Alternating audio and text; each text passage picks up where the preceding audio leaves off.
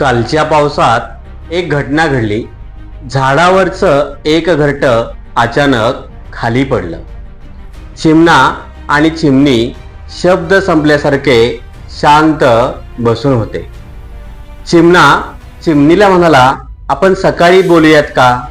चिमणी म्हणाली, हो. आणि दोघेही झाडाच्या एका फांदीवर अतिशय शांतपणे सकाळ होण्याची वाट पाहत होते.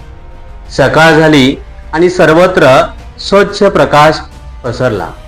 मग चिमणा चिमणीला उत्साहात म्हणाला, चल आपण जाऊयात, काड्या आणूयात आणि आपण पुन्हा एकदा घरटं बांधूयात.